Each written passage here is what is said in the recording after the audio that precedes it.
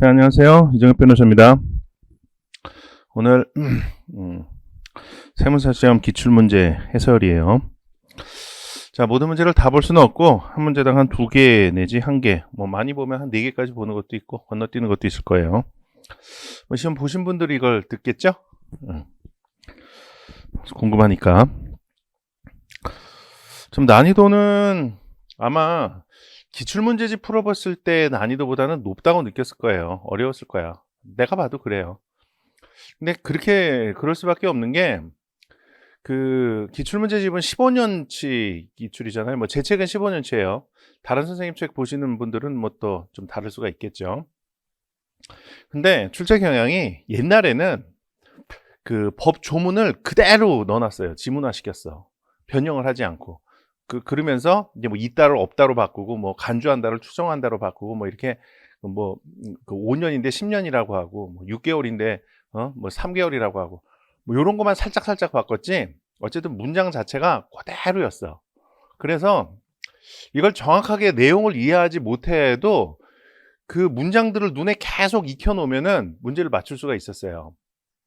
아마 모의고사에서는 시험 잘 봤는데 실제 시험 봤더니 아우 모의고사보다 많이 어렵다, 모의고사보다 점수가 안 나온다, 이런 사람이 있을 거야. 우리 학원 모의고사를 보신 분들은 뭐 제가 낸 걸 봤겠죠.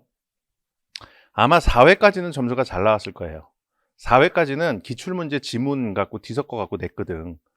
그러니까 이미 다 풀어본 걸 풀어보니까 이미 본 지문이야. 기출문제집에서 다 봤던 거 또 풀어보니까 점수는 잘 나오겠지.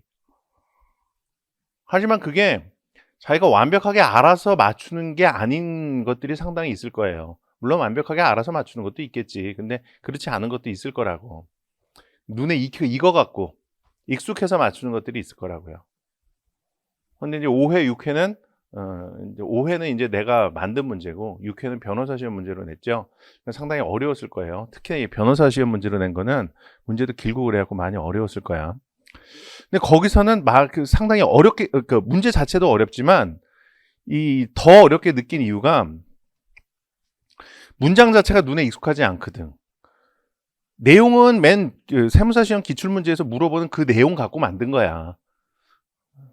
세무사 시험에 안 나오는 내용 갖고 한 건 없었어요. 근데 문장 자체가 변형이 돼 있거든. 새로운 각도에서 물어보고 그렇거든. 그래서 이제 더 어렵게 느꼈을 거예요. 근데 그렇게 어렵게 느낀 게 이번 실제 시험에서도 좀 있을 거야. 물론 내가 낸 문제만큼 어렵지는 않았어요. 기출 문제가.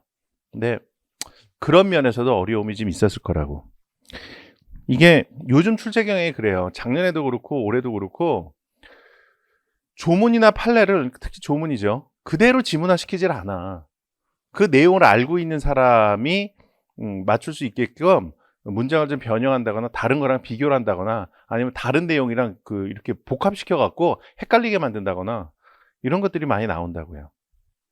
그래서 정확한 이해 위주로 공부를 해야 돼요. 머리 글자 따갖고 외우는 방식으로는 이제 좋은 점수 못 받아요. 누누이 강조하는데, 우리 회계사 시험 요번에 본 학생들 보면 내 길거리에서 한 서너 명 만났는데 다 90점, 95점 뭐 이렇게 맞았대. 90점 맞은 애는 95점 맞을 수 있었는데 두 문제 이거 아깝게 틀렸다고 뭐 그러면서 90점 맞았다 그러고 90점, 95점씩 맞는다고. 걔네들은 나하고 기본 강의부터 쭉 같이 해왔거든. 그래갖고 철저하게 위주로 한다고요. 그리고 암기하는 방법은 또 내가 가르쳐주는 방법이 있어. 아주 쉬운 방법이 있어요. 단순 암기 사항들 암기하는 방법. 그래서 그런 식으로 시험 봤더니 25분 만에 다 풀어갔는데 95점 맞았다, 뭐 이런 학생들이 있다고, 회계사 쪽에. 여기서도 있지 않을까요? 세무사 시험 오늘 본 학생들도 선생님 다른 학생들은 몇 점 맞았는데 저는 그거보다 한 10점 정도 더 맞았어요. 보통 얘기하는 것보다 25분 만에 다 풀었어요. 그런 사람이 있을 수 있어요. 많이 있을 것 같아. 자, 이거 보시죠. 41번부터 이거 1, 2번 볼게요. 상법상 회사에 관한 설명으로 옳은 것은 1번 회사란 기본적 상행위를 통한 영리 추구를 목적으로 하여 설립된 법인을 말한다. 틀린 지문이죠. 회사라는 건 상행위 기타 영리를 목적으로 한 법인이죠. 상행위, 기타, 영리를 목적으로 하는 법인. 여기서 상행위는 기본적 상행위를 말하는 거야. 근데 기타, 영리를 목적으로 하는 법인도 회사가 될 수 있죠.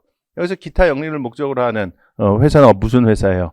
준상행위를 목적으로 하는 회사를 말하는 거죠. 그래서 앞에 상행위를 목적으로 하는 회사는 상사회사, 준상행위를 목적으로 하는 회사는 그거는 이제 의제상행위 돼갖고 민사회사가 되죠. 기본적 상행위뿐만 아니라 준상행위를 목적으로 해도 회사가 되기 때문에 요거는 틀린 지문이 되는 거죠. 기본적 상행위만을 이렇게 했으니까. 이런 것도 그 상행, 기타, 영리를 목적으로 하는 법인이다, 회사는. 요 조문을 좀 제대로 이해하고 있지 못하면은 요거 맞는 지문처럼 보인다고, 이런 게. 익숙하잖아, 모양새가. 2번, 해산후의 회사는 다른 해산후의 회사를 존속하는 회사로 하여 합병할 수 있다. 틀렸죠? 해산후의 회사, 즉 청산 단계에 들어간 회사를 말하는 거죠. 정리 단계에 들어간 회사. 이거는 존속 중에 있는 회사하고 합병을 할 때만. 그리고 존속 중에 있는 회사가 이제 살아남는 회사, 존속회사나 신설회사, 그게 되는 경우에만 합병을 할 수가 있죠. 해산후의 회사하고 존속 중의 회사하고 합병을 하는데 해산후의 회사가 존속회사나 신설회사가 된다. 그러면 합병이 안 되죠. 해산 후에 회사끼리 합병을 하는 것도 안 돼요. 이거 합병을 할 이유가 없잖아. 어차피 정리 단계에 들어가 있는 회사가 합병해서 뭐 할 거예요. 존속하는 회사하고 합병을 하면 죽어가는 회사를 살리는 꼴이 되니까, 존속하는 회사가 죽어가는 회사를 물에 빠져서 죽어가는 회사를 끄집어내주는 거지. 그러니까 기업 유지의 원칙상 바람직한 거고 이득이 되는 게 있으니까 이제 합병을 허용을 하는 거죠. 근데 해산 후에 회사끼리 하는 거는 그럴 이유가 없다. 그래서 인정은 안 해준다. 42번, 요거는 4, 5번 볼게요. 상법상 주식회사의 설립에 관한 설명으로 옳은 것은 4번, 발기인의 인수담보 책임과 납입담보 책임은 총주주의 동의로 면제할 수 있다. 틀렸죠? 자, 발기인의 책임하고 이사의 책임, 이거 총주주의 동의로 면제할 수 있는지 여부를 봐야죠. 발기인, 내용이 거의 비슷하니까. 발기인의 책임은 회사에 대한 책임. 성질로 비교를 해볼까요? 성질로 먼저. 오버치나 매치나 같은 건데, 자본금 충실 책임과 그리고 손해배상 책임, 이렇게 나눌 수가 있죠. 자본금 충실 책임은 인수담보 책임과 납입담보 책임, 이렇게 나눌 수 있고요. 손해배상 책임은 회사에 대한 손해배상 책임과 제3자에 대한 손해배상 책임, 이렇게 나눌 수 있죠. 자본금 충실 책임은 이건 맨 회사에 대한 책임이죠. 이거는 둘 다 회사에 대한 책임이에요. 자, 총주주의 동의를 면제할 수 있는 거는 회사에 대한 손해배상 책임, 요것뿐이에요. 요거만 총주주의 동의로 면제할 수가 있어요. 회사에 대한 책임이라 하더라도 자본금 충실 책임은 총주주의 동의로 면제할 수가 없어요. 왜? 자본금 충실 책임이라는 건 회사에 대한 채권자 보호를 위해서 인정한 책임이거든. 채권자 보호를 위한 거니까 주주의 동의 뭐 이런 걸로 면제해 줄 수는 없는 거지. 뭐 채권자가 다 면제해 주면 면제할 수 있느냐? 요거는 앞으로 발생할 채권자까지도 다 보호의 목적이 되기 때문에 기존 채권자의 그 동의만으로는 안 돼요. 그래서 그런 규정은 없어, 아예. 총주주의 동의를 면제할 수 없다. 이렇게 돼요. 그리고 또 손해배상 책임이라도 제3자에 대한 손해배상 책임은 총주주의 동의로 면제할 수가 없어요. 그럼 생각해보면 당연하겠지. 회사에 대한 손해배상 책임, 이거는 채권자가 회사니까 회사의 주인들인 주주가 손해배상 청구권을 포기한다. 그럴 수가 있는 거지. 그런데 제3자에 대한 손해배상 책임, 요거는 채권자가 제3자야. 제3자가 손해배상 책임, 그 채권의 채권자인데 그걸 주주가 마음대로 처분할 수가 없죠. 그건 안 돼요. 이사의 책임도 마찬가지예요. 이사의 책임도 거의 비슷하죠. 이사의 책임은 자본금 충실 책임이 인수담보 책임만 있다라는 것만 다를 뿐이지 구조는 요거랑 똑같죠? 둘 다 자본금 충실 책임은 총주주의 동의로 면제할 수가 없다. 이렇게 돼요. 5번, 회사 설립 시에 발을 행하는 주식의 총수가 인수된 때에는 이사는 지체 없이 주식 인수인에게 대하여 각 주식에 대한 인수가액의 전액을 납입시켜야 한다. 틀렸죠? 이사는 요 부분이 틀린 거죠. 발기인은 이렇게 해야 맞는 거지. 설립 중의 회사의 업무 집행 기관은 발기인이기 때문에 발기인이 정관 만들고 주주 모집하고 주주 모집한 다음에 출자금 이행 받고 납입 받고 이런 일을 다 발기인이 하는 거예요. 설립 중에 회사에서 이사와 감사는 하는 일이 뭐예요? 발기인이 회사 설립 업무를 법령이나 정관에 위반되게 하지 않았는지 여부를 조사해서 출자자들한테 보고하는 업무를 할 뿐이죠. 그래서 설립 중의 회사에서는 업무 집행 기관은 발기인이고 이사 감사는 감사 기관일 뿐이다. 여기서는 이사 감사, 이사도 감사 기관이 돼요. 설립 중의 회사에서는. 납입시키는 일은 발기인이 한다. 43번, 요건 1, 2번 볼게요. 상법상 주식회사의 설립에 관한 설명으로 옳지 않은 것은 1번, 모집 설립 시 주식 인수인이 납입기일에 내에 주금을 납입하지 않으면 그 다음날 권리를 상실한다. 자, 틀렸죠? 모집 설립 시, 그러니까 회사 설립의 경우, 모집 설립의 방법을 하는 경우에는 실권 절차라는 게 있죠. 그래서 모집 주주가 납입을 하지 않으면은 실권 절차를 거쳐야 되고, 실권 절차를 거친 이후에만 실권을 시킬 수가 있어요. 실권 절차는 어떻게 하는 거예요? 납입기일을 정한 다음에 그 2주 전에 실권 예고부 납입 최고를 하죠. 그리고 그 정해진 납입, 실권 절차에서 정해진 납입기일까지 납입하지 않은 경우에 그 경우에 이제 주식 인수인 지위를 박탈하는 거죠. 납입기일에 납입하지 않으면 그 다음날 그 실권되는 거, 주식 인수인 지위 박탈되는 거, 그건 뭐예요? 신주 발행 절차의 경우에 그렇게 되죠. 신주 발행 절차의 경우에는 납입기일에 납입하지 않으면 바로 실권이에요. 실권 절차라는 게 없죠. 2번, 회사는 그 공고를 정관으로 정하는 바에 따라 전자적 방법으로 할 수 있다. 자, 맞아요. 공고하는 방법, 이건 정관의 절대적 기사항이죠. 정관의 절대적 기사항 8개 있죠. 첫 번째 목적, 두 번째 상호, 세 번째 발행 예정 주식 총수, 네 번째 액면가, 다섯 번째 설립 시 발행하는 주식의 총수, 여섯 번째 본점 소재지, 일곱 번째가 공고하는 방법이죠. 공고하는 방법. 근데 이거는 정관으로 정해갖고 전자적 방법을 할 수 있어요. 내가 기본과 강의할 때 내가 예를 많이 드는데, 이 공고하는 방법으로 예 못 들어요. 홈페이지에 게재한다. 요 예를 많이 들죠. 전자적 방법으로 하는 거라고.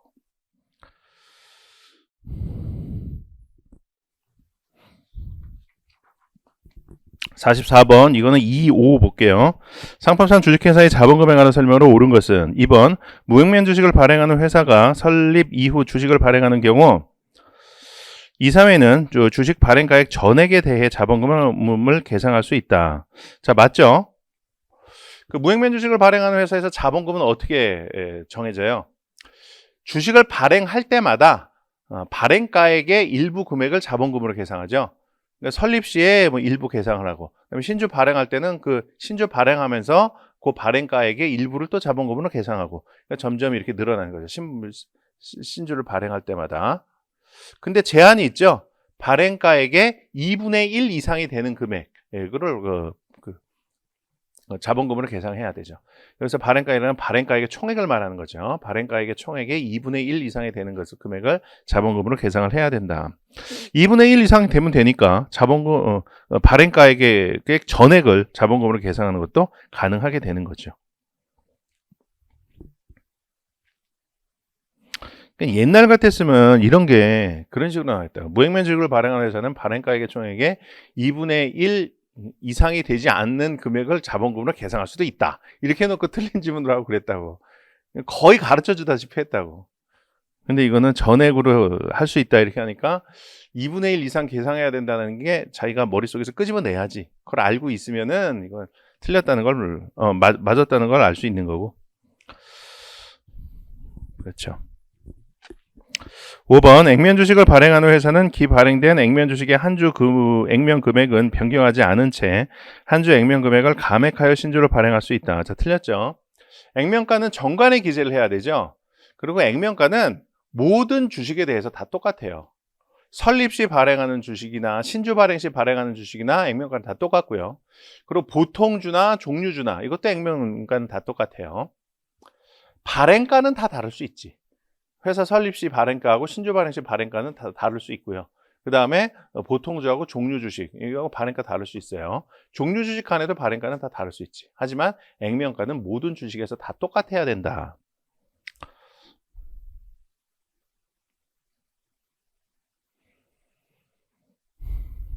그다음에 45번은 패스하도록 하고요. 이거 뭐 별로 볼 게 없더라고요. 46번은 2, 3, 4 볼게요. 주권의 선의취득이 인정될 수 있는 자는 2번 회사가 설립 등기가 이루어지기 전에 발행된 주권을 양수한 자. 자, 요런 게 상당히 어렵게 느꼈을 수도 있어요. 이런 문제가. 자, 우선 선의취득의 여러 가지 요건이 있는데 우리 교재에 보면은 인사이트 교재에 보면은 선의취득의 요건으로 첫 번째 나오는 게 있죠. 주권이 유효할 것.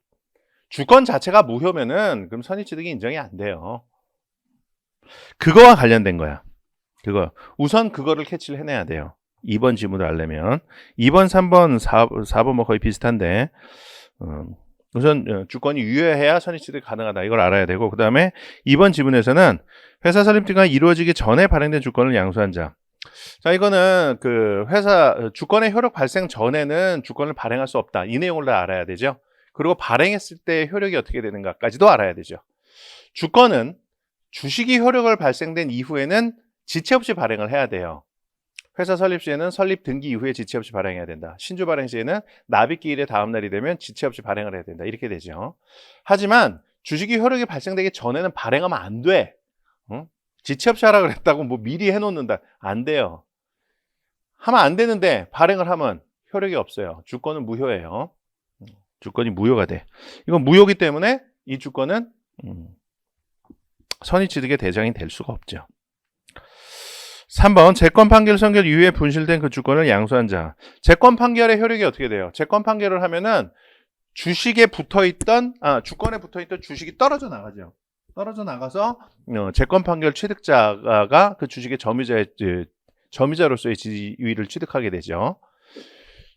주권에서 주식이 떨어져 나간다는 건 뭐예요? 더 이상 이 종이 쪼가리는 주식이라는 권리를 표창하고 있는 유가증권이 아니게 된다는 얘기지. 그건 결국 이거는 그냥 종이 쪼가리지 주권이 아니게 된다는 얘기예요. 주권이 무효가 된다는 거죠. 주권이 무효가 됐으니까 선의취득이 인정되지 않아요. 4번 불소지 신고가 이루어졌으나 무효가 되지 않은 채 보관 중인 주권을 절취한 자로부터 그 주권을 양수한 자. 불소지 신고하면서 주권을 회사에 제출을 했는데 회사가 이걸 무효화시키지 않고 명의계사 대리인에게 임치를 해놨다. 그러면 주권은 살아있는 거예요. 주권이 효력이 있죠. 그래갖고 이거 분실해서 유통이 되면 선의취득이 돼요.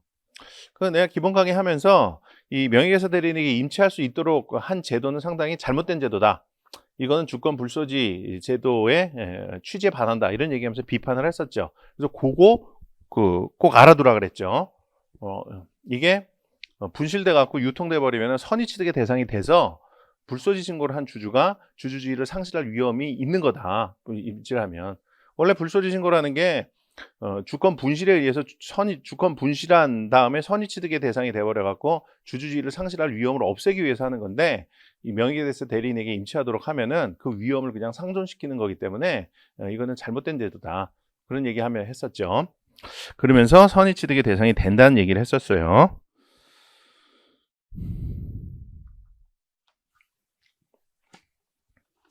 보통 옛날 문제들은 그런 문제점이 있다라는 거를 지적하기 위해서 출제를 많이 하면서 물을 때는 그냥 그 내용 그대로 묻었어요. 무효화시킬 수는 있으나 명의계사 대리인에게 임치할 수는 없다. 이렇게 해놓고 틀린 지문을 하거나 아니면 명의계사 대리인에게 임치할 수도 있다. 이렇게 해서 맞는 지문을 하거나 그렇게 나왔었는데 지금 이런 식으로 나온단 말이야. 선의취득의 요건을 자기가 능동적으로 생각을 해내야 되고 그리고 이게 무효가 되는가 그것도 판단을 해야 된다고.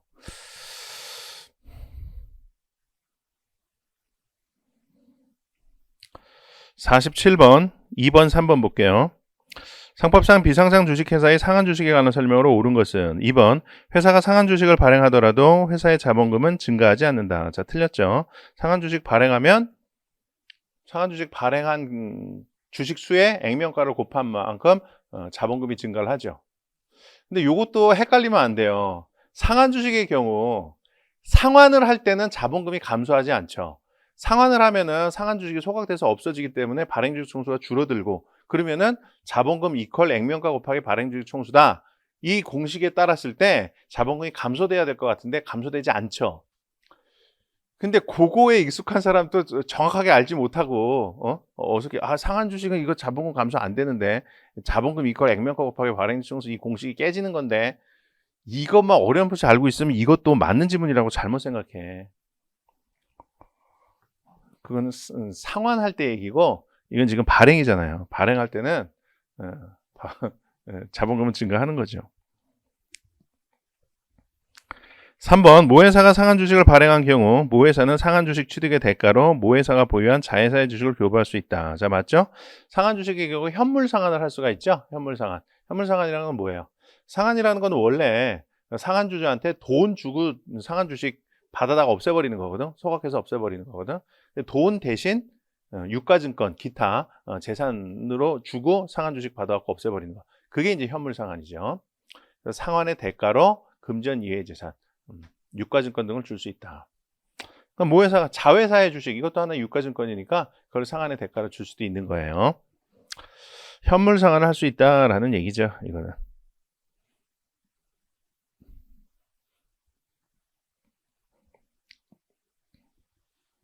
48번은 패스하고요. 49번 이거는 1, 2, 3, 4 볼게요. 뭐 주식의 입질 이런 거는 좀 익숙하지가 않으니까. 1번 회사가 신주 발행 후 6개월이 지나도 주권을 발행하지 않는 경우 주권이 발행되지 않은 주식에 대한 질권을 설정할 수 있다. 자, 맞죠? 주권 발행 중 주식 양도 우리 이거 배우죠? 주식에 대해서 질권을 설정하는 거, 주권 발행 전 주식에 대해서 질권을 설정하는 거, 이거 주권 발행 전 주식 양도랑 똑같아요. 회사 설립으로부터 6개월 내에는 그러니까 주권이 발행되지 않은 경우에 회사 설립으로부터 6개월 내에는 주식 양도할 수 없죠. 그거랑 마찬가지로 주식에 대해서 질권 설정할 수 없어요. 하지만 6개월이 지나면 주식 양도할 수 있죠. 질권도 설정할 수 있어요. 똑같아. 설정하는 방법은 지명채권 양도 방법으로 하는 거지. 2번 전환 주식에 대한 약식 질권자는 전환으로 인하여 발행되는 신주식에 대해 종전의 주식을 목적으로 하는 질권을 행사할 수 있다. 자, 맞죠? 자, 물상대위 인정되는지 이거 묻는 거죠. 질권의 목적물 자체의 변형물에 대해서는 약식질이든 등록질이든 폭넓게 물상대위가 인정이 되죠. 전환 주식이 전환되면 신주식이 발행됐다. 그럼 신주식은 전환 주식 자체의 변형물이죠. 그러니까 약식질이든 등록질이든 다 물상대위가 인정이 돼요. 2번 전환 주식에 대한 3번 등록 질권자는 질권의 목적인 주식에 대한 이익 배당을 받아 다른 채권자에 우선하여 자기 채권의 변제에 충당할 수 있다. 자, 맞죠? 자, 수업 시간에 등록 질권의 경우에는 자의권에 대해서도 물상대위가 인정되는 경우가 있다. 그러니까 질권의 목적물 자체의 변형물 말고 거기서 파생되는 권리에 대해서도 물상대위가 인정이 된다. 법전에 나오는 것만 기억하라 그랬죠. 이익배당이랑 주식배당. 이익배당 나왔죠 지금. 이익배당에 대해서 물상대위가 가능하다. 그래서 이익배당 소원권 행사해갖고 그거 받아다가 자기 채권 변제에 충당할 수가 있는 거죠. 4번 질권의 목적인 주식이 분할된 경우 등록 질권자는 분할에 의해 새로 발행되는 주식에 대한 주권의 교부를 청구할 수 없다? 틀렸죠. 청구할 수 있죠. 주식이 분할된 경우 새로 발행되는 주식, 분할 이후에 발행되는 주식, 이거는 질권의 목적물 자체의 변형물이죠. 그러니까 약식질이든 등록질이든 다 인정이 되는 거지. 그러니까 등록질권자 그 주권 교부 받아다가 자기가 계속 점유하고 있다가 자기 채권 변제기에 오면은 그때 이거 처분해서 우선 변제를 받아야죠. 그러려면은 주권 교부 청구할 수 있어야 되겠죠.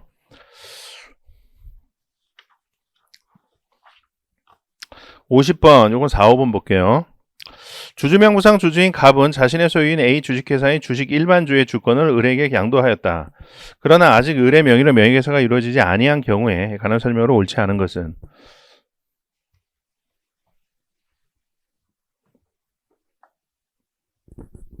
A 회사 주주 갑이 있었는데요. 주주명부에도 갑이 기재가 돼 있는 상황이었죠. 근데 양도를 했대요.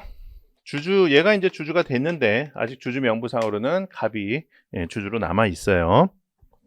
그래서 4번 을이 명의개설을 청구하였음에도 부당하게 거절된 경우 을은 A 회사를 상대로 명의개설 이행을 구하는 소를 제기할 수 있다. 자, 맞죠? 맞아요. 아니 선생님 이거 그냥 우리 수업부터 명의개설 부당 거절의 경우에는 명의개설 하지 않고 그냥 주주권 행사할 수 있는 거 아닙니까? 그러니까 논리구조상은 이렇게 돼요. 명의개설 청구를 했는데 명의개설 안 해주잖아? 그러면 원칙적인 권리구제 방법은 명의개설 청구의 소를 제기해갖고 소송에서 승소 판결 받아다가 명의개설 하고 그리고 주주권을 행사하는 거예요. 그게 원칙적인 거야. 그런데 예외적으로 부당 거절의 경우에는 명의교사 안 하고도 주주권을 행사할 수 있다. 이렇게 되는 거죠. 근데 우리가 예외에 초점을 맞춰서 공부하다 보니까 원칙을 좀 간과하죠. 근데 여기 원칙을 물어봤어요. 내가 수업 시간에 설명할 때 이렇게 설명했잖아. 이건 당연히 가능한 거다.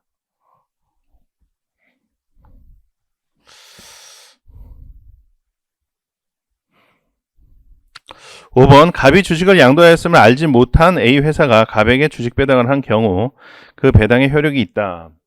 갑한테 주식 배당한 경우 효력이 있다. 그러니까 면책력에 의해서 당연히 효력이 있는 거죠. 알지 못한 경우에 면책력에 의해서 효력이 있는 건 뭐 그건 당연하죠. 근데 안 경우는 어떻게 되냐? 안 경우가 좀 문제가 되는 건데 그건 판례라 안 물어보고 그냥 뭐 그 원론적인 거 물어봤어요. 모르고 한 경우. 안 경우가 좀 재밌는 경우죠. 과거의 판례는 안 경우에는 면책되지 않는다 그랬죠. 근데 판례가 변경이 돼갖고 2017년 3월 전원합의체 판결에 의해서요. 지금은 안 경우에도 주주명부상의 주주에게 이익배당이나 신주 발행을 해주면 면책이 된다.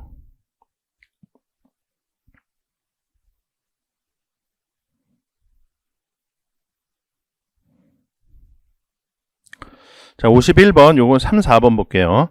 A 주식회사는 B 주식회사의 모회사인데 B회사가 C 주식회사를 완전 자회사로 하기 위한 주식의 포괄적 교환을 행하는 경우에 관한 설명으로 옳지 않은 것은 A회사, B회사, 모회사, 자회사 이렇게 되는데 B회사가 C회사를 주식의 포괄적 교환에 의해서 완전 자회사를 만든다는 거죠. 그러니까 완전 모회사가 되는 회사, 완전 자회사가 되는 회사죠. 3번 B회사가 C회사의 주주에게 A회사의 주식을 교환대가로 지급하고 교환 절차를 완료하더라도 C회사가 A회사의 자회사가 되는 것은 아니다. 자, 틀렸죠?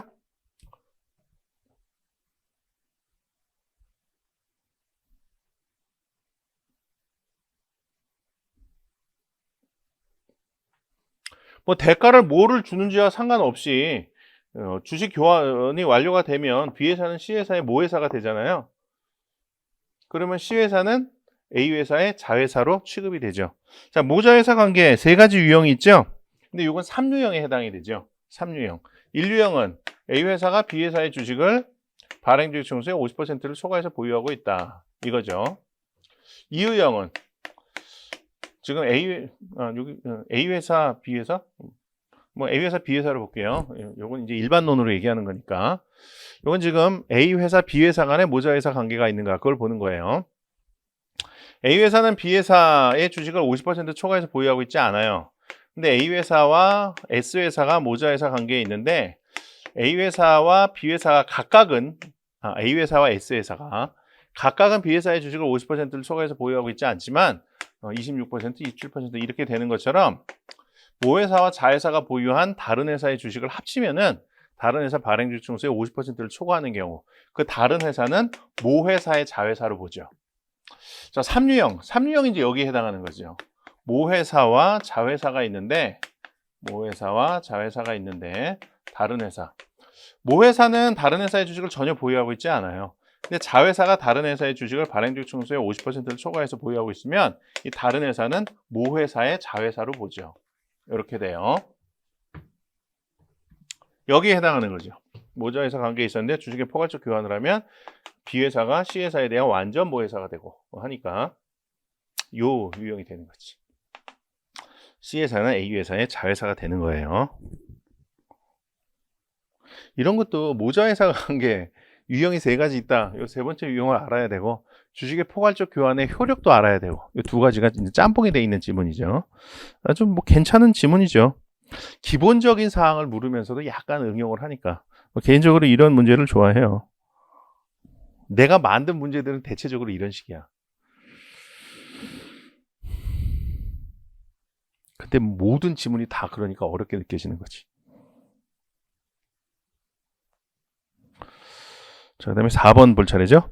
B회사가 자기 주식만으로 C회사의 주주에게 교환 대가를 지급하고 교환 절차를 완료하였다면 교환으로 인하여 B회사의 자본금이 증가하지는 않는다. 자, 맞죠? 신주를 발행해야 자본금이 증가하죠.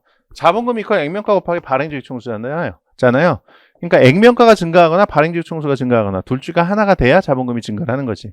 근데 액면가는 정관기재사항이라 정관 변경 없으면은 그냥 고정돼 있죠. 그래서 자본금이 증가하려면 보통 발행주식 총수가 증가해야 돼요. 발행주식 총수가 증가하려면 신주가 발행이 돼야지. 자기 주식만 교부하는 경우에는 발행주식 총수가 유지되기 때문에 자본금은 증가하지 않죠. 자, 52번 요거는 2, 4 볼게요. 주권을 발행하지 않고 있는 A 주식회사의 주식을 소유하고 있는 갑이 을에게 주식 전부를 양도하는 경우에 관한 설명으로 옳지 않은 것은 주권이 발행되지 않은 상태래요. 2번 적법하게 주권 불소지 신고를 한 갑이 A 회사가 설립된 지 6개월이 지나기 전에 을에게 주식을 양도하였다면 A 회사에 대해 그 효력이 있다.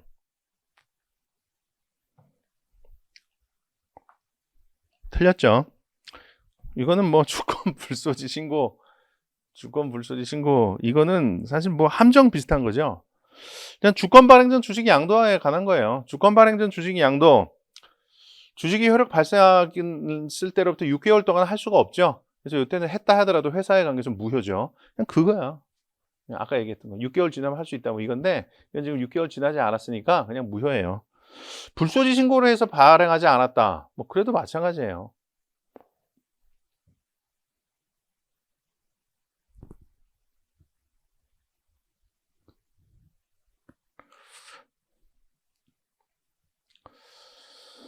불소지 신고를 한 주주가 주식을 양도하고 싶으면 회사에 대해 주권 발행 또는 반환의 요구를 해서 주권 받아다가 주권의 교부로서만 할 수 있는 거예요. 주권 불소지 신고를 했기 때문에 주권이 발행되지 않은 경우에는 6개월이 지난 경우에도 지명채권 양도 방법으로는 양도할 수가 없어요. 6개월 지나면 지명채권 양도 방법으로 양도할 수 있다는 것은 회사가 임의로 발행하지 않은 경우에 그렇다는 거지. 불소지 신고라는 경우에는 6개월 지나도 주권 발행 받아다가 주권 교부로서만 할 수 있어요. 근데 이건 뭐 6개월이 지나기 전에니까 주권 없이는 할 수 없는 건 당연한 거지. 내가 만약에 출제를 한다면 6개월 지난 걸로 출제를 할 거야 아마. 주권 불소지 신고란 갑이 6개월이 지나면은 지명채권 양도 방법으로 양도할 수 있다 이렇게 해놓고 틀린 질문으로 내겠지 나 같으면. 그래야 주권 불소지 신고란 주주가 주식을 양도할 때는 지명채권 양도 방법으로 할 수 없고 주권 받아다가 양도할 수 있다는 거를 명확하게 알 수 있게 되니까. 내가 모의고사에 출제를 하면 그렇게 했을 거야.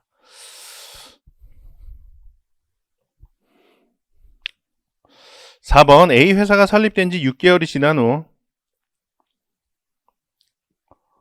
주식 양도가 이루어진 경우 을은 주식의 적법한 소지인으로 추정되지 않는다. 자, 맞죠? 주식의 적법한 소지인으로 추정되려면 어떻게 해야 돼요? 주권을 점유하고 있어야 되죠. 주권을 점유하면 적법한 소지인으로 추정이 되는 거니까. 근데 지금 주권이 발행되지 않았잖아. 주권 점유자가 아니니까 주식의 적법한 소유자로 추정될 수가 없는 거죠.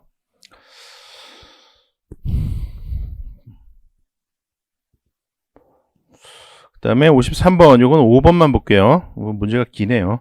A 주식회사는 B 주식회사의 발행주식 총수의 52%를 보유하고 있으며 A 회사와 B 회사는 C 주식회사 발행주식 총수의 65%와 31%를 각각 자기의 계산으로 보유하고 있다. A 회사가 C 회사의 소주주들에게 상법상 지배주주의 매도 청구권을 행사하는 경우에 관한 설명으로 옳지 않은 것은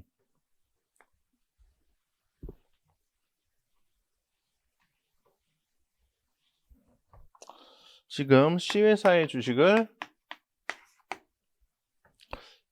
A회사도 갖고 있다. A회사도 C회사의 주주고 B회사도 C회사의 주주죠. 근데 A회사는 65% 갖고 있고 C회사는 31% 갖고 있고 근데 A회사하고 B회사는 모자회사 관계에 있죠. 자, 모자회사 관계에 있는 회사가 어떤 회사의 주식을 갖고 있을 때 이 모회사가 그 어떤 회사의 주주인지 여부를 판단할 때, 지배주주인지 여부를 판단할 때는 자회사가 보유한 주식까지 합산해서 계산을 하죠. 두 개 합산을 하면 지금 96%를 갖고 있죠. 96%. 95% 이상을 갖고 있으면 지배주주에 해당하니까 지금 A회사는 지배주주가 되는 거죠. 뭐 지배주주의 매도 청구권 행사하는 요건들이 1, 2, 3, 4에 나와 있는 거죠. 그건 뭐 기본적인 사항이니까. 자, 5번 A회사가 B회사의 주식 일부를 처분하여 40% 미만을 갖게 된 경우에도 A회사는 매도 청구권을 행사할 수 있다. 자, 틀렸죠. A회사가 B회사의 주식을 처분해서 40% 미만을 갖고 있으면 더 이상 A회사하고 B회사는 모자회사 관계에 있지 않죠. 모자회사 관계에 있지 않으면은 A회사가 C회사의 지배주주인지 여부를 판단할 때는 자기가 보유하고 있는 주식수만을 기준으로 해야죠. 그러면 뭐 95%가 안 되니까 65% 이거밖에 안 되니까 매도 청구권 행사할 수 없는 거죠. 자, 54번. 네, 지금 정답은 1번이고요. 2번이 지금 틀린 지문으로 나왔는데 이거는 좀 문제가 될 수도 있죠. 이거 뭐 한 문제 차이로 떨어진 사람 이거 갖고 한번 시비 걸어봐도 괜찮을 것 같긴 해요. 자, 2번 보시면 결의 내용이 정관에 위반할 때 주주는 결의의 날로부터 2주 내에 결의 취소 해소를 제기할 수 있다. 자, 이게 틀린 지문으로 나왔는데 이게 틀린 지문인 이유는 지금 2주 내가 아니라 2개월 내다 이렇게 해야 맞는 거다. 그런 취지인 것 같아요. 법 조문대로 하면 그게 맞죠. 2개월 내. 결의 취소해서는 2개월 내에 제기할 수 있는 거니까. 결의의 날로부터 2개월 내에 제기할 수 있는 거니까. 아니 근데 2개월 내에 제기할 수 있으면 2주 내에도 제기할 수 있는 거 아닌가?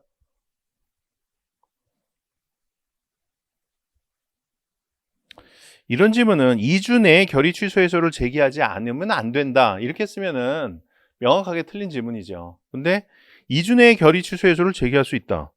제기할 수 있지. 2개월 내에 제기할 수 있으니까 2주 내에는 당연히 제기할 수 있는 거지. 요거는 맞는 지문으로도 해석이 가능해요. 자, 우선 뭐 우리가 공부를 해야 되니까. 자, 2번 지문 갖고 알아야 될 건 뭐죠? 결의 내용의 정관위반, 이건 결의 취소 사유라는 걸 알아야 되죠. 우리 내용상의 하자가, 결의의 내용상의 하자가 있는 경우에는 우리가 그 결의 무효 확인을 서로 다투는 걸로 이렇게 좀 선입견이 생기는 경우가 있어요. 절차상의 하자는 취소 해소랑 부존재, 내용상의 하자는 무효 확인 해소. 뭐 이런 선입견이 생길 수가 있는데 아니에요. 내용상의 하자는 내용이 법령에 위반한 경우에는 무효 확인 해소로 다투는 거고 내용이 정관에 위반한 경우에는 결의 취소 해소로 다투는 거예요. 그리고 취소 해소 제소권자는 주주이사 감사죠. 그래서 주주는 제기할 수 있다. 그러니까 이게 2주 내에 이걸 틀린 지문으로 나오니까 주주는 제기할 수 있다. 이것도 출제자는 이걸 또 주주는 제기할 수 있다. 이것도 또 틀린 지문으로 틀린 부분으로 하고 틀린 부분으로 해서 출제한 걸 수도 있을 것 같아. 주주이사 감사가 제기할 수 있으니까 주주가 제기할 수 있는 건 당연 내가 생각하기엔 맞는 것 같은데. 그리고 결의일로부터 2개월 내에 제기할 수 있으니까 2주 내에 제기할 수 있는 것도 맞는 것 같고 결의일로부터 2주 내에 제기할 수 있다는 게 틀린 걸로 생각하고 출제를 했다면 주주는 제기할 수 있다. 이것도 틀린 걸로 주주만 제기할 수 있다. 뭐 이런 의미로 출제를 한 게 아닌가 싶어요. 어쨌든 이건 좀 문제가 있는 지문이네요. 55번은 패스하고요. 56번에는 2번 볼게요. 상법상 주주의 의결권 행사 방법에 관한 설명으로 옳지 않은 것은 2번 회사는 주주총회 결의로 주주가 총회에 출석하지 아니하고 전자적 방법으로 의결권을 행사할 수 있음을 정할 수 있다. 틀렸죠. 주주총회 결의로 정할 수 있는 게 아니라 이사의 결의로 정할 수 있는 거죠. 서면투표는 정관으로 정해야 되고요. 전자투표는 이사의 결의로 정하는 거예요. 상법에 이사의 결의로 정한다라는 걸 주주총회에서 정하는 게 가능한가요? 이것도 좀 논란의 여지가 있어요. 자, 지금 우리 여러분들 주주총회에 관한 맨 앞부분에 나와 있는 거 내용인데 그걸 내가 지금 얘기하려는 거예요.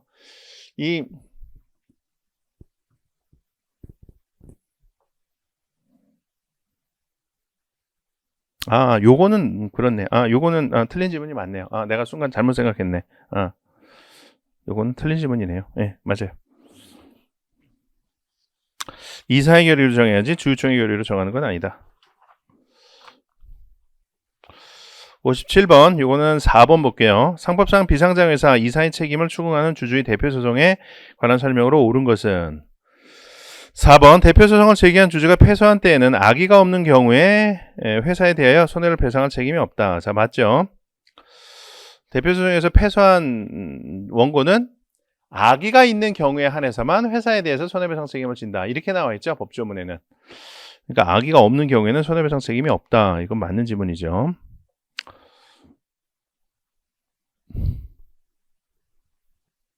뭐 문장 그대로 나온 건 아니지만 그래도 이 정도는 어렵지 않게 맞출 수 있을 것 같네요. 자, 58번은 패스하고요. 59번은 3번, 5번 볼게요. 상법상 비상장 주식회사인 집행임원 설치회사에 관한 설명으로 옳지 않은 것은 3번, 회사의 이사회는 집행임원과 회사 간의 소송에서 회사를 대표한다. 틀렸죠? 집행임원 설치회사에서 회사와 집행임원 간의 소송에서 회사를 대표할 자는 누구죠? 이사회에서 선임한 자죠. 이사회가 직접 대표하는 게 아니라 이사회에서 대표할 자를 선임을 하죠.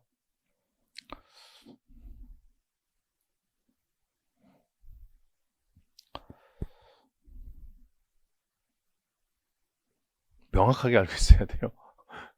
이사회에서 선임을 하는 거지 이사회가 하는 건 아니라는 거. 5번, 회사에 대한 자신의 영향력을 이용하여 집행임원에게 업무를 지시한 자가 정관에 위배된 행위를 한 경우에는 회사에 대하여 손해배상 책임을 부담한다.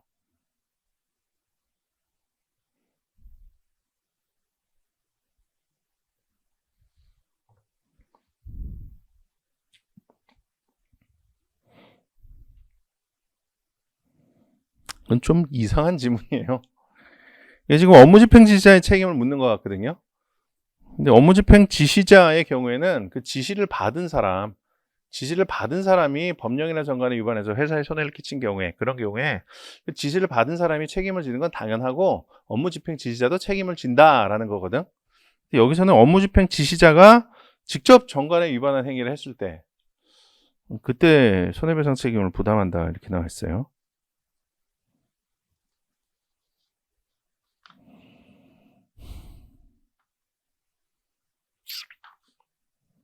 좀 이상한 지문이네요. 맞았다고 해야 되나? 틀렸다고 해야 되나?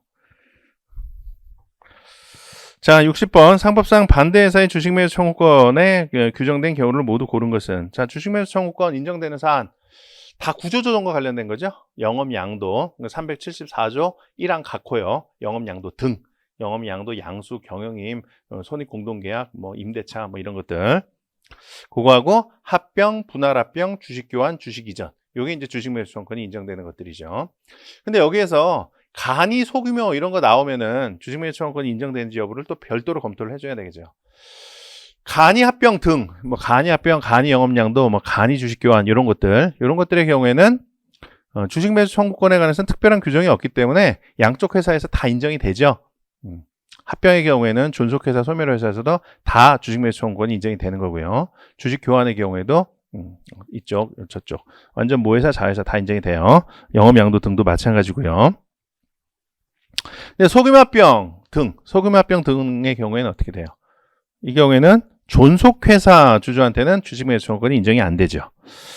자, 그러면 기업, 주식의 포괄적 교환 인정되고요. 소규모 합병, 여기서는 존속회사에 한해서는 주식매수 청구권이 인정이 안 되죠.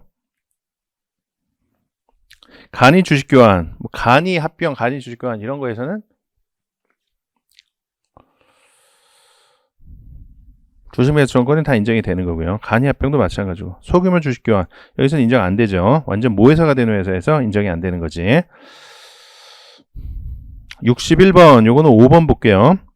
상법상 이사의 회사의 기회 및 자산의 유용 금지 규정에 관한 설명으로 옳지 않은 것은 5번 이사의 승인이 없이 회사의 사업기회를 유용하여 회사의 손해를 발생시킨 이사는 이를 배상할 책임이 있으며 이로 인하여 이사 또는 제3자가 얻은 이익은 손해로 간주한다? 틀렸죠. 추정한다가 맞죠. 회계사 세무서 시험에서는 간주한다, 추정한다 나오면은 집중해서 봐야 돼요. 요거 갖고 많이 내. 간주를 추정으로 바꾸고 추정을 간주로 바꾸고 이렇게 해서 많이 내요.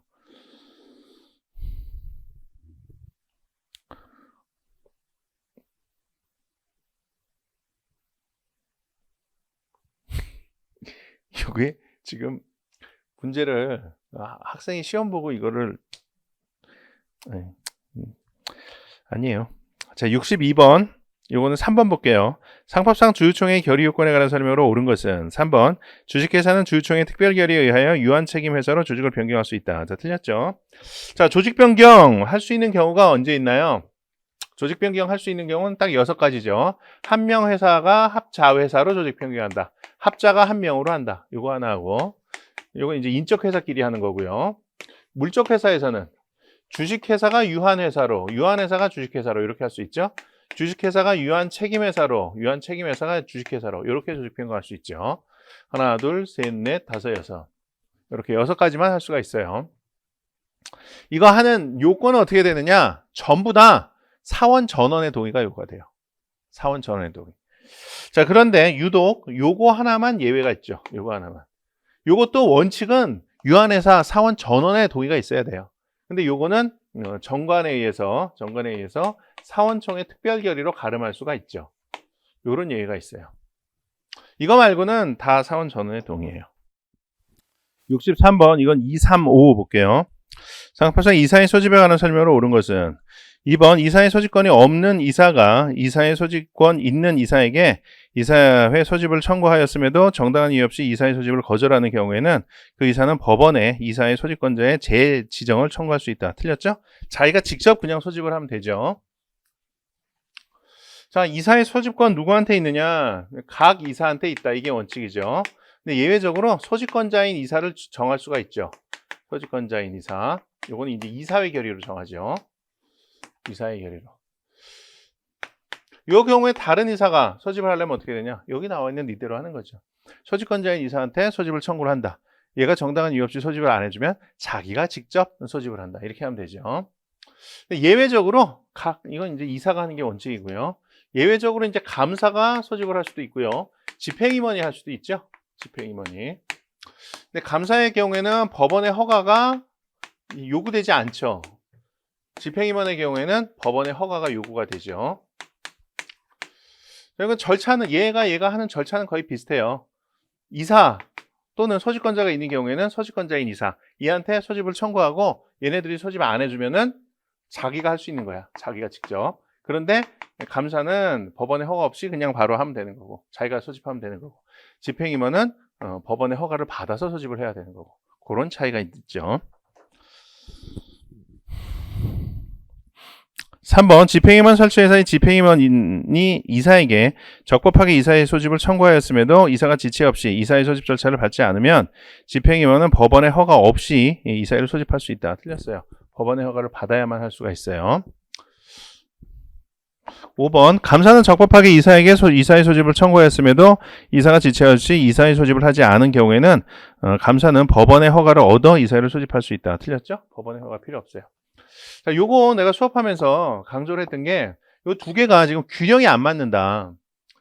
균형을 맞추려면 얘는 허가 없이 할 수 있도록 하고 얘는 허가 받아야만 할 수 있도록 하고 이렇게 법을 만드는 게 맞았던 거였다. 거꾸로 돼 있다. 그런 얘기 했었죠. 왜 이게 균형이 안 맞는다고 했냐면 집행임원은 어쨌든 업무 집행기관이잖아. 이사회 대표이사 또는 집행임원 얘네들이 큰 범위 내에서 업무 집행기관이잖아요. 감사는 감사기관이고 업무 집행기관 내부에서 이사회는 업무 집행에 관한 의사결정기관이고 집행임원 또는 대표이사는 구체적인 업무 집행기관이고 이렇게 역할은 나눠지지만 어쨌든 큰 범위에서는 집행임원하고 이사회는 다 업무 집행기관이라고. 같은 식구야. 같은 식구가 소집할 때 더 쉽게 소집할 수 있어야지. 남의 식구가 소집하는 것보다. 근데 이 균형이 안 맞는다는 거지. 같은 식구가 할 때는 법원의 허가 얻어야 된다. 어렵다. 남의 식구가 소집할 때는 법원의 허가 없이 쉽게 할 수 있다. 균형이 안 맞는다는 거예요. 64번, 요건 2번, 5번 볼게요. 상법상 액면 주식을 발행한 회사의 법정 준비금에 관한 설명으로 옳지 않은 것은 2번, 신설 합병의 경우 소멸되는 회사의 법정 준비금은 새로 설립되는 회사가 승계할 수 없다? 틀렸죠. 승계할 수 있죠. 자, 합병의 경우에 존속합병이든 신설합병이든 합병의 경우에 존속회사나 신설회사는 소멸회사의 법정 준비금을 그대로 승계할 수 있어요. 자본준비금은 자본준비금으로 승계하고 이익준비금은 이익준비금으로 승계하고 그대로 승계할 수가 있어요.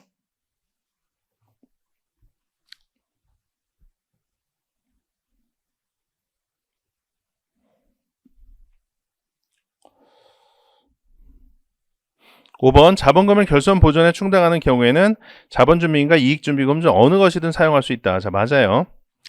그 옛날 법에는 이 결손 보전의 법정준비금을 결손 보전에 사용을 할 때 자본준비금하고 이익준비금 사이에서 순서가 있었어요. 이익준비금 먼저 결손 보전에 다 사용을 하고 결손 보전에 충당을 하고 결손 보전에 충당한 이익준비금이 없을 때 비로소 자본준비금으로 결손 보전에 충당할 수 있다. 이렇게 규정을 하고 있었어요. 그런데 몇 년도였더라? 법이 바뀌었어요. 법이 바뀌어갖고 지금은 어떤 걸 먼저 결손 보전에 충당해도 상관이 없어요.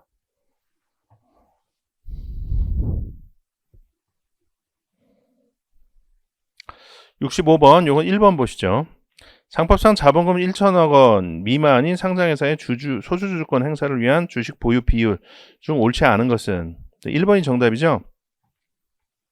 주주제한권 이게 좀 복잡하지. 상장회사의 특례가요.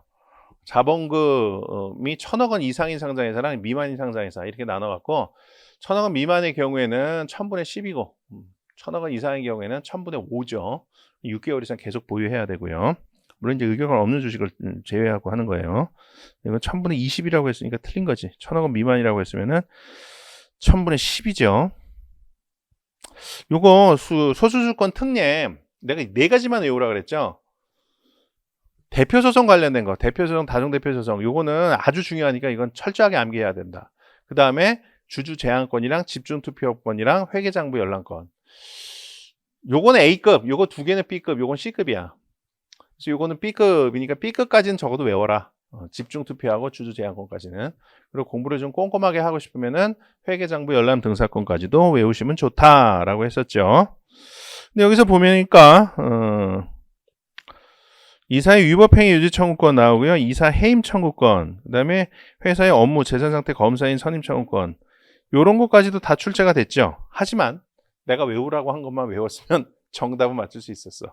사실 정답에 해당하는 지문은 중요한 걸 내는 경우가 많아요. 나머지 정답이 아닌 것들은 중요성이 떨어지는 걸 내는 경우가 많다고.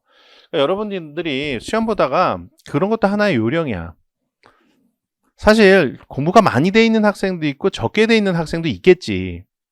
근데 누구든 간에 어쨌든 내가 모르면 중요한 것임에도 불구하고 내가 모르는 경우도 있겠지만 그거보다 안 중요하니까 모르는 경우가 많을 거 아니야. 아무래도 중요한 거 위주로 공부를 하니까요. 그러니까 내가 모르는 거는 정답이 아니다라고 생각하고 아는 것 중에서 정답을 찾으라고. 아는 것 중에서. 맞는 지문 찾는 것든 틀린 지문 찾는 것든 아는 것 중에서 정답을 찾는 게 확률이 더 높아요. 중요한 내용을 알고 있을 확률이 높고 중요한 내용이 정답에 해당할 확률이 높으니까. 물론 항상 다 완벽한 항상 다 그렇게 하면 정답을 맞추는 건 아니에요. 자, 66번 상법상 감사를 둔 유한회사에 관한 설명으로 옳은 것은 자, 유한회사의 경우에는 감사를 둘 수도 있고 두지 않을 수도 있죠. 여기는 감사를 둔 경우를 묻고 있어요. 자, 이거는 다 보죠. 뭐 유한회사, 한명회사 이런 건 좀 익숙하지가 않으니까 조금 많이 볼게요. 1번 감사는 언제든지 회사의 업무와 재산 상태를 조사할 수 있고 이사에 대해서 영업에 관한 보고를 요구할 수 있다. 자, 맞아요. 자, 주식회사의 경우에 이런 규정이 있죠.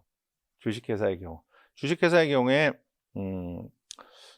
경우에는 감사가 자기 회사 이사를 상대로 영업 보고를 요구하거나 업무와 재산 상태를 조사하거나 이런 거하고 모회사의 감사가 자회사의 이사를 상대로 영업 보고를 요구하거나 업무와 재산 상태를 조사하거나 두 가지가 있었죠. 주식회사의 경우. 자기 회사 이사를 상대로 한 경우에는 언제든지 할 수 있어요. 영업 보고 요구나 업무와 재산 상태 조사를 언제든지 할 수 있어. 주식회사 얘기하는 거예요, 지금. 근데 모 회사의 감사가 자회사의 이사를 상대로 할 때는 영업의 보고를 요구할 때는 직무 수행에 필요한 경우에 한해서만 보고를 요구할 수 있죠. 업무와 재산 상태 조사는 보고를 요구했는데 보고를 하지 않거나 아니면 보고한 사항을 조사해 볼 필요가 있을 때 그때만 할 수가 있죠. 자, 그 내용은 중요한 내용이니까 알아두시라 그랬죠.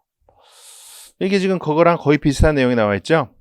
유한회사는 웬만하면 주식회사랑 거의 다 비슷해요. 그래서 인사이트 교재 같은 경우에는 유한회사가 주식회사하고 차이가 나는 부분 위주로 서술이 돼 있어요. 그러니까 이것도 모르겠다 싶으면은 주식회사랑 비슷하다 생각하면 얼추 맞아. 교재에 안 나와 있으니까 모를 가능성이 큰 거잖아. 그래서 그런 식으로 접근을 했으면은 이것도 맞는 지문이라는 거를 알 수는 있었을 거예요. 저는 2번 지분의 이전은 취득자의 성명, 주소와 그 출자 자수에 관해 변경 등기를 해야 회사가 제3자에게 대항할 수 있다. 자, 틀렸죠? 자, 주식회사의 경우에 주식 양도는 명의개설을 하면 회사에 대해서 대항할 수가 있죠. 유한회사의 경우에 이것도 명의개설을 해야 돼요. 사업명부에 기재를 해야 돼. 사업명부에 기재를 해야 회사에 대해서 대항할 수가 있어요. 변경 등기를 해야가 아니야. 유한회사의 경우에는 제3자에 대한 대항 요건도 사업명부의 기재예요. 명의개설가 회사뿐만 아니라 제3자에 대한 대항 요건이 되기도 해요.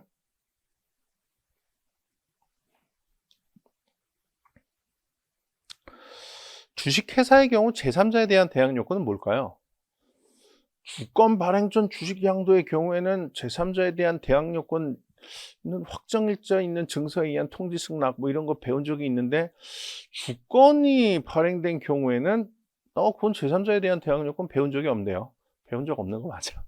수업 시간에 안 달아요. 민법 시간에 나와. 민법에는 그 유가증권의 교부에서 그 권리가 양도된 경우에는 그 유가증권을 계속 점유하면 제3자에게 대항할 수가 있어요. 그래서 주식회사의 경우에는 주권의 계속 점유가 제3자에 대한 대항 요건이 되는 거예요. 근데 시험에 안 나오니까 공부를 안 하는 거지. 근데 왜 유한회사의 경우에는 주권의 계속 점유 뭐 이런 게 제3자의 대항 요건이 아닐까요? 유한회사의 경우에는 지시식이나 무기명식의 증권을 발행할 수 없잖아. 지분에 대해서. 그러니까 그게 그럴 수가 없는 거죠. 그래서 제3자에 대한 대항 요건도 다 사업명부의 기재가 된다.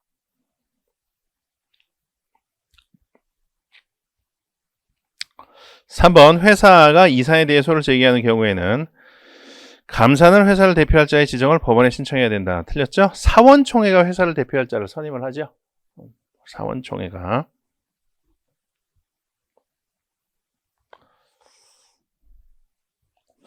(4번) 이사는 매 결산기에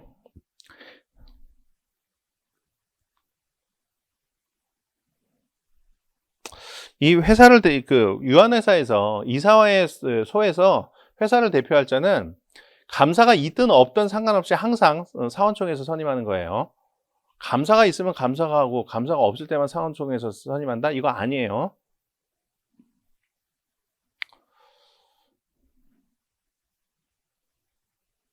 왠지 그럴 것 같은 느낌이 들잖아. 주식회사의 경우에 감사가 회사를 대표하니까 유한회사에서도 감사가 있는 경우에는 감사가 대표할 것 같잖아요. 근데 아니야. 사원총회에서 회사를 대표할 자를 선임을 해요. 감사가 있으면 감사가 하고 감사가 없으면 사원총회에서 결정하는 건 뭐가 있죠? 유한회사의 경우.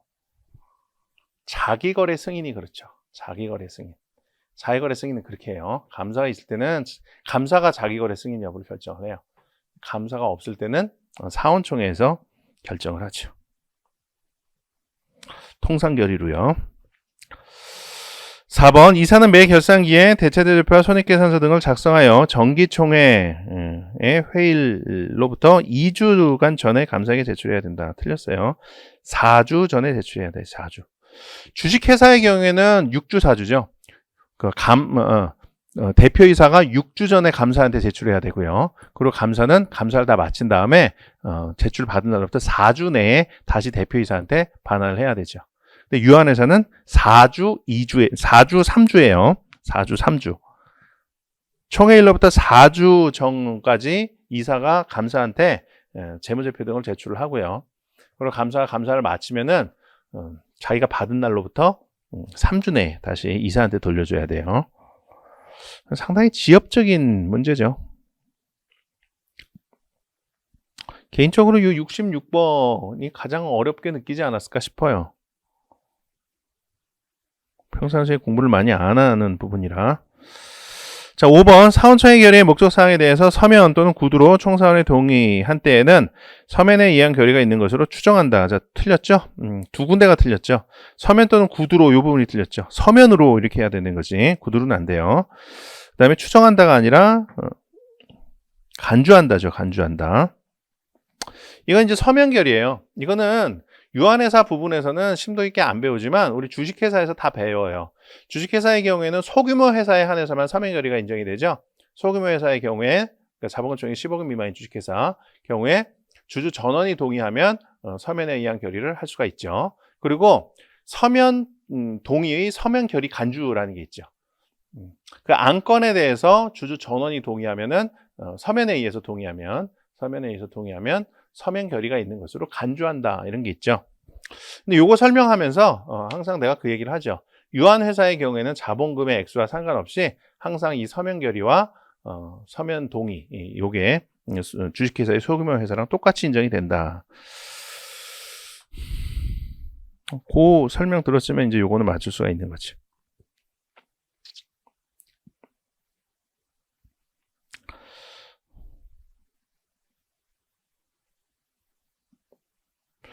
수업 시간에 내가 강조하면서 설명을 했던 거는 3번, 5번 요것만 내가 강조하면서 설명을 했었죠. 요거는 조금 어려웠을 수 있을 것 같아요. 67번 요거는 2번 보시죠. 한 명의 회사에 관한 설명으로 옳지 않은 것은 2번 사원이 채권자를 해야 할 것을 알고 회사를 설립한 때에는 채권자는 회사만을 상대로 하여 회사의 설립, 취소 소송을 제기할 수 있다. 틀렸죠? 회사만을 상대로 하면 안 되죠. 회사와 사원을 채무자에 해당하는 사원 말하는 거죠. 채무자에 해당하는 채무자가 회사를 설립한 경우에 채권자가 제기할 수 있는 게 사회 설립 취소해서죠. 그때는 채무자인 그 사원하고 회사를 공동 피고로 해서 제기를 해야 돼요. 자, 그 회사 이거는 뭐 모든 종류의 회사를 다 얘기하는 거야. 회사 설립의 효력을 다투는 소는 그 세 가지가 있죠. 설립 무효에서 그냥 설립 취소해서 그 다음에 사회 설립 취소해서 이렇게 세 가지가 있죠. 그냥 설립 무효에서 하고 그냥 설립 취소에서는 피고가 회사죠. 하지만 사회 설립 취소에서는 회사와 사원을 공동 피고로 해요. 여기 좀 독특한 면이죠. 68번 요거는 2, 3, 5 볼게요. 상법상 합자회사에 관한 설명으로 옳은 것은 2번 무한책임사원은 정관의 정함이 있어야 각자 회사의 업무를 집행할 권리와 의무가 있다. 자, 틀렸죠. 정관의 규정이 있어야가 아니지. 무한책임사원이 원칙적인 회사의 업무 집행 기관이죠. 회사의 업무 집행 기관이니까 업무 집행을 할 권한과 의무가 있는 거죠. 정관의 규정을 두면 어떻게 할 수 있나요? 무한책임사원 중에 일부의 자만 업무 집행권을 갖는 것으로 그렇게 정할 수 있을 뿐이죠. 3번 유한책임사원은 무한책임사원의 동의를 얻어야 자기 또는 제3자의 계산으로 회사의 동종영업에 속하는 거래를 할 수 있다. 동종영업에 속하는 거래를 한다 이건 뭐죠? 경업이죠, 경업. 이 지문이 이제 유한책임사원은 무한책임사원의 동의를 얻어야만 경업을 할 수 있다 이 얘기예요. 틀렸죠? 유한책임사원은 경업금지 의무가 없어요. 경업이 허용이 돼. 우리 조문상으로 유한책임사원의 경업의 자유 이렇게 해서 나오죠. 조문 제목이야 이게. 마치 경업을 권장하는 듯한 느낌이라 조문 제목 좀 마음에 안 들더라고.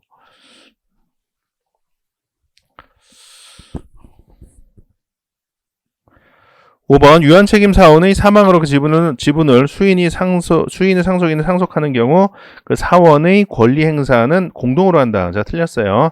이때 권리 행사할 자 1인을 정해야 돼요. 그래서 그 1인이 전체에 대해서 전체 지분을 갖고 권리 행사를 해야 돼요. 정하지 않은 경우에는 권리 행사를 못 하는 거죠. 아니 뭐 권리 행사를 못 하는 거야. 사원 그 상속인들 지들이 잘못하는 거니까 못 하는 건데 회사 측에서 그 지분과 관련돼서 사원에 대해서 통지나 최고 같은 걸 할 때는 어떻게 하면 되냐? 그거는 상속인 중에 일부에 대해서 하면은 전체에 대해서 통지나 최고의 효력이 발생이 돼요.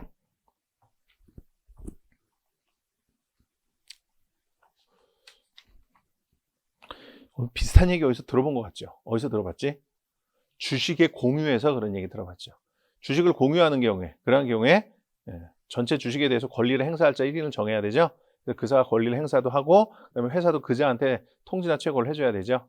근데 이 권리를 정하지 않으면 주주들은 권리 행사 못하는 거고 회사가 통지나 최고를 할 때는 그 공유자인 주주 중 일부에 대해서 하면 되는 거고 그렇게 되죠. 똑같아.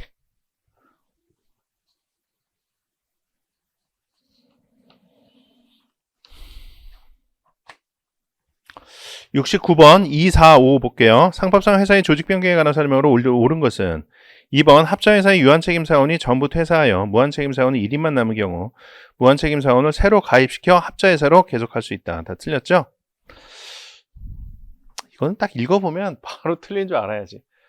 아니, 합자회사라는 거는 개념적으로 무한책임사원하고 유한책임사원 둘이 다 있어야 되잖아. 적어도 하나씩은 있어요. 한 명씩은 있어야 되잖아. 무한 한 명, 유한 한 명 있어야 되잖아. 근데 유한책임사원이 전부 퇴사한 상황에서 무한책임사원은 한 명만 남았는데 무한책임사원을 더 입사를 시키면은 그러면 유한책임사원이 여전히 없는 경우잖아요. 그러니까 합자회사로 계속 할 수는 없죠.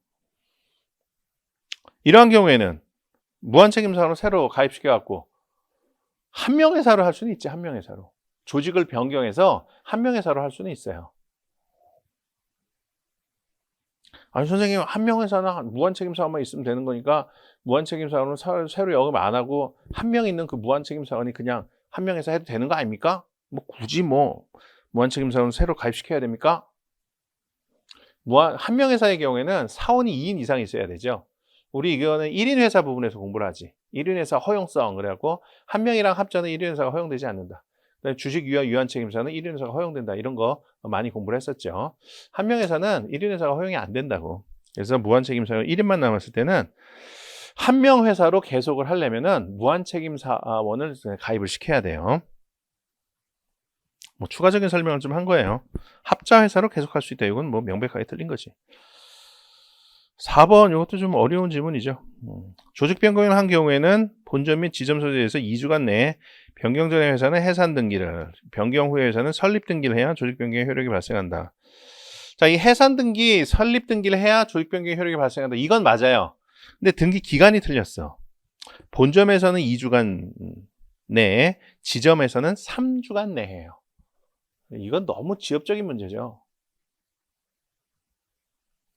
이런 건 어떻게 다 외우고 있어?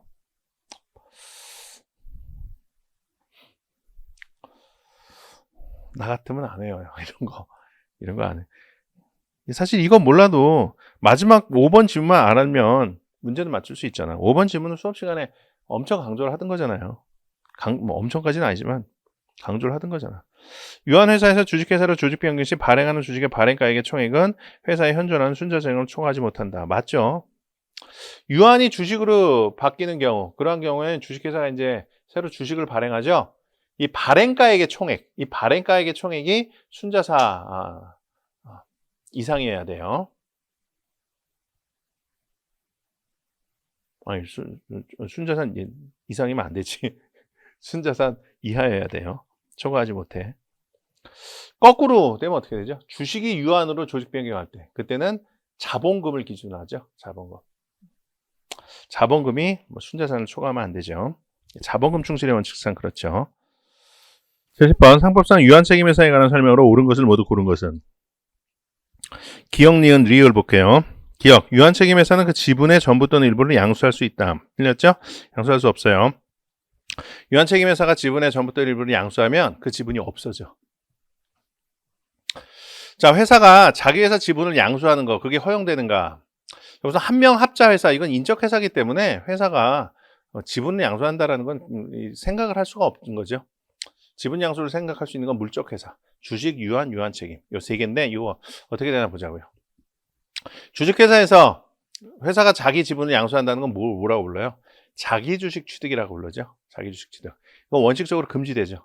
금지되는데 하면은 효력이 없죠. 효력이 없다는 건 무슨 얘기예요? 주식 이전에 효력이 발생하지 않는다는 얘기죠.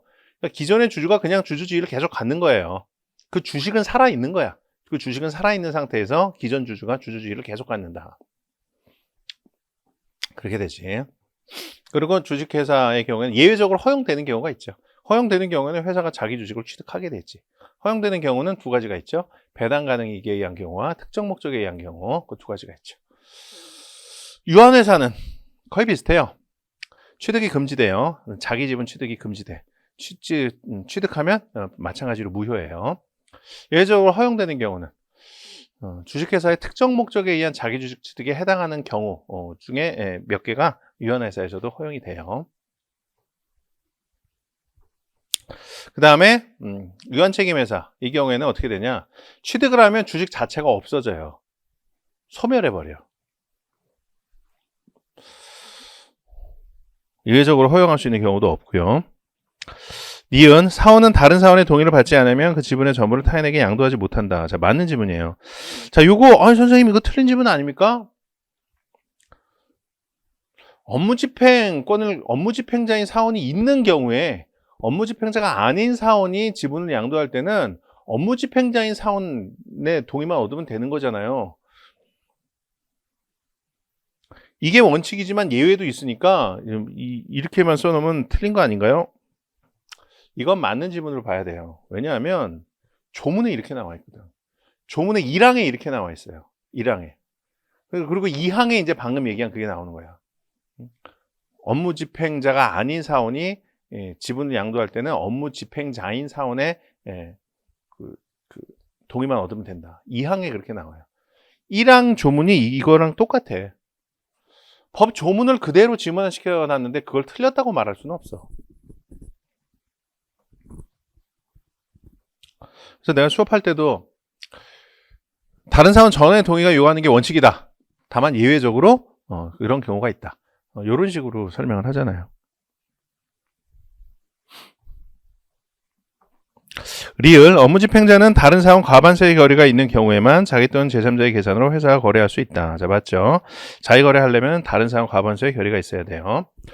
자, 경업하고 자기 거래 요건이 어떻게 되는지 주식, 유한, 그 다음에 한명 합자, 유한 책임 요 순서대로 보자고요. 주식회사의 경우, 그러니까 경업하고 자기 거래만 봐요. 회사기의 유형은 이건 주식회사의 경우에는 있는데 회사기의 유형 금지 유무라는 게 다른 회사의 업무집행권자들한테는 회사기의 유형 금지 유무라는 게 없어요. 그러니까 요거는 빼놓고 경업하고 자기 거래. 자, 주식회사 경업하려면 어떻게 되죠? 다 그러니까 공통점은 뭐예요? 저 모든 회사에서 업무집행권자들은 다 경업금지 유무, 자기거래 금지 유무를 부담을 해요. 예외적으로 일정한 요건을 갖추면 할 수 있는 거죠. 그 일정한 요건, 그게 승인 요건이 뭔가 그것만 좀 보자는 거예요. 주식회사는 경업 승인, 이사회 결의죠.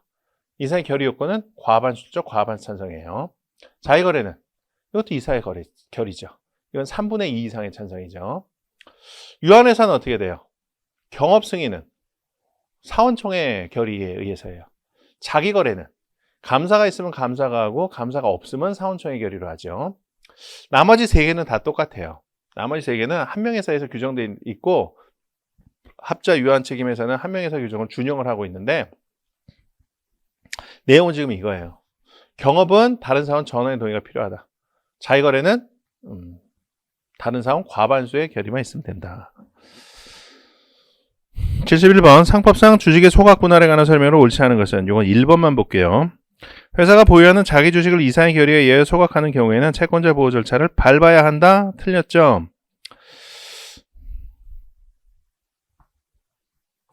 자, 이것도 주식 소각 관련해서 조문만 냈다 외우고 있는 사람은 이거 응용을 잘 못해.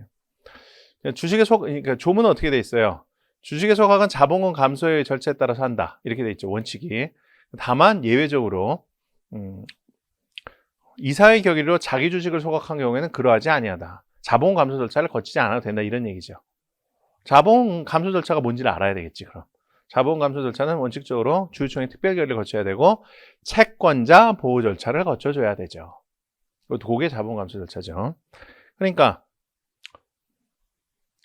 이사의 결의에 의해서 자기 주식을 소각하는 경우에는 주주총회 특별 결의와 채권자 보호 절차를 거치지 않아도 된다는 얘기죠. 여기 이제 채권자 보호 절차 밟아야 한다라고 했으니까 틀린 지문이 되는 거죠. 좀 응용하는 것들이 좀 많이 나왔어요.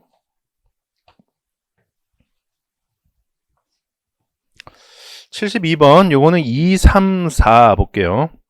상법상 회사의 해산 및 청산에 관한 설명으로 옳지 않은 것은 2번 한명회사가 총사원의 동의로 해산하는 경우에는 청산 절차를 거치지 않고 소멸한다. 자, 틀렸죠. 자, 해산을 하는데 청산 절차를 거치지 않는 경우는 뭐가 있나요? 합병, 분할, 파산이 있죠. 그러니까 해산을 하면 원칙적으로는 청산 절차를 거치는 거야. 근데 이 합병, 분할, 파산 요거에 한해서는 청산 절차는 안 거치죠. 합병이랑 분할을 하는 경우에는 재산이 포괄적으로 다른 회사로 승계가 되기 때문에 그럼 청산 절차를 거칠 이유가 없죠. 파산하는 경우에는 그때는 파산 절차를 거치죠. 파산 절차는 뭐 개념적으로는 청산 절차랑 좀 비슷한데 비찬채 해갖고 채권자들한테 갚고 나머지는 이제 주인들한테 나눠주는 거니까. 근데 파산 절차는 주주들한테 나눠줄 돈은 없죠. 채무 초과인 상태에서 하는 거니까. 파산 절차에 의한다. 나머지는 다 청산 절차를 거쳐야 돼요. 3번 유한회사에서는 사원이 1인으로 되어도 해산 사유가 되지 않는다. 자, 맞죠? 아까 1인회사 하면서 잠깐 설명을 했었죠? 1인회사 허용 여부. 한 명 합자의 경우에는 허용되지 않죠. 나머지 3개는 1인회사가 허용이 돼요. 허용이 된다는 건 무슨 얘기예요? 회사 존속 중에 사원이 1인밖에 안 돼도 해산할 이유가 없다는 거지. 허용이 안 된다는 거는 해산 사유가 된다는 거고요. 4번 사원이 1인으로 되어 한 명 회사가 해산하는 경우 법원은 이해관계인이나 검사의 청구에 의하여 또는 직권으로 청산인을 선임한다. 자, 맞아요. 자, 사원이 1인으로 된 경우에는 법원이 청산인을 선임을 해요. 1인인 사원이 청산 절차를 진행하면 공정성을 기대할 수가 없거든. 지 멋대로 할 거 아니에요. 그래서 법원이 선임을 해요. 이것도 조금 4번 지문이 익숙하진 않죠. 근데 정답에 해당하는 2번 지문, 요거는 익숙한 거잖아. 아까 설명한 그 내용 수업 시간에도 강조했던 거잖아요. 그리고 여러 번 기출문제에도 나왔고. 73번, 요거는 5번 보도록 하죠. 상법상 비상장 주식회사의 주식배당에 관한 설명으로 옳지 않은 것은 5번 주식배당을 받은 주주는 주주총회가 종결되고 1개월이 지난 후부터 신주의 주주가 될 수 있다. 틀렸죠? 주식배당을 결정한 주주총회가 종결하면 바로 신주의 주주가 되죠. 바로예요, 바로.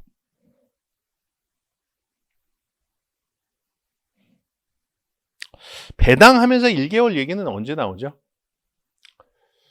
배당금은 배당 결의가 있은 날로부터 1개월 내에 지급해야 된다. 이런 얘기가 나오죠. 뭐 그거하고 또 헷갈리면 이것도 또 정오를 판단하기 어려웠을 수도 있겠네요. 74번, 요거는 4, 5번 볼게요.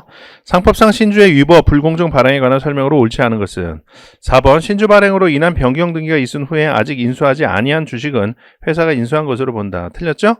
변경 등기 후에 아직 인수하지 않은 주식은 이사가 인수한 것으로 보죠.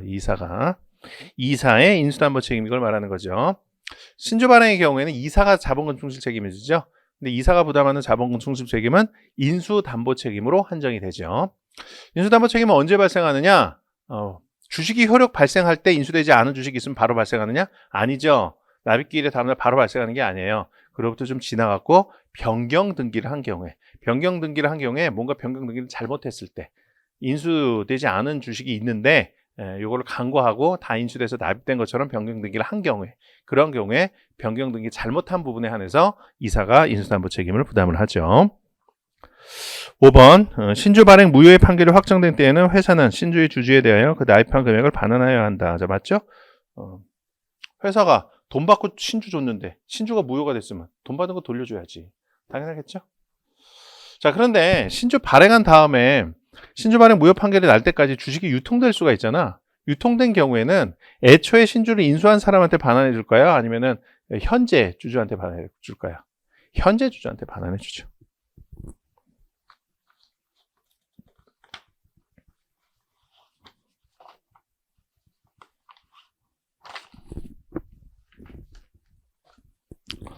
(75번) 상법상 정관 변경에 관한 설명으로 옳지 않은 것은 요거는 2, 5 볼게요. 2번 정관 변경의 총회 결의는 출석한 주주의 의결권의 4분의 2 이상의 수와 발행주의 총수의 과반수로 해야 한다. 틀렸죠? 3분의 2, 3분의 1이죠. 정관 변경은 주주총회 특별 결의로 하죠. 특별 결의 요건은 3분의 2, 3분의 1이죠. 출석한 주주의 의결권의 3분의 2 이상의 찬성, 발행주의 총수의 3분의 1 이상의 찬성이요. 3분의 2 과반수, 이건 어디서 등장하는 거예요? 창립총회에서 등장하죠. 창립총회. 회사 모집 설립할 때 창립총회 나오잖아요. 이 창립총회에서의 결의 요건이 이렇게 되죠. 출석한 주식 인수인의 의결권의 3분의 2 이상의 찬성.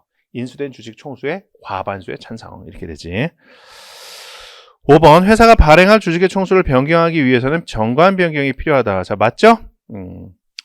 발행할 주식의 총수, 이거 발행 예정 주식 총수라고 부르죠. 발행 예정 주식 총수는 정관의 절대적 기재사항이죠. 정관의 절대적 기재사항 중에 세 번째 나오는 거죠.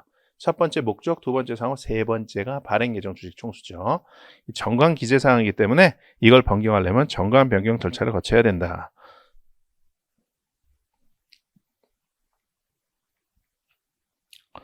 (76번) 요거는 3, 4번 볼게요. 상법상 주주의 주식 인수, 신주 인수권에 관한 설명으로 옳지 않은 것은 3번 주주의 신주 인수권은 정관이나 이사의 결의에 의해 발생한다. 틀렸죠? 신주 인수권은 법에 의해서 주어지는 거죠.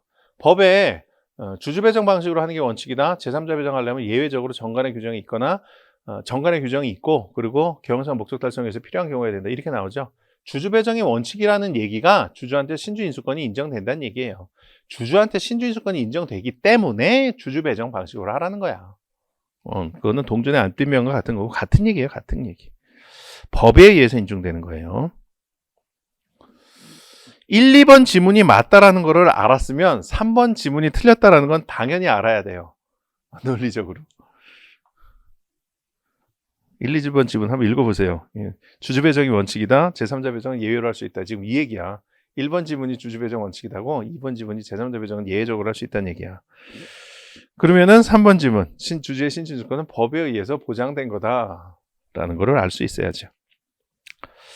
4번 정관 또는 이사의 결의 등으로 신주인수권을 양도할 수 있음을 정한 경우 주주는 신주인수권을 양도할 수 있다. 자, 맞죠? 신주인수권을 양도해 갈 수 있는 것에 관한 사항, 이거는 신주 발행 시 결정을 하죠. 신주 발행 결정 사항 중에 하나죠. 신주 발행 사항 결정 어떻게 하는 게 원칙이죠? 정관에 그에 관한 규정이 있으면 그에 따르는 거죠. 정관에 규정이 없으면은 그럼 그때 임의로 정해야지. 원칙적으로는 이사의 결의로 정하는 거고요. 그리고 이거를 예외적으로 주주총회 결의로 정할 수 있는 경우가 있죠. 정관으로 주주총회 권한사항으로 하면 그럼 주주총회에서 정할 수가 있죠. 자, 77번 이건 일반 사채 관련된 건데 요거는 뭐 그냥 패스하도록 할게요. 왜냐면 이거 다 기출문제에 나온 지문들이야. 우리 기출문제집 보면은 15년치 기출인데 일반 사채와 관련된 문제는 한 10문제 정도밖에 안 돼요. 근데 그나마도 다 중복돼서 나오는 지문들이야. 이것도 거기에서 다 나왔어. 그래서 여러분들이 기출문제집을 열심히 풀어봤으면은 이건 다 알고 있어야 돼. 별로 해설할 게 없어서 그냥 넘어갈게요. 그리고 별로 응용도 없어, 이거는.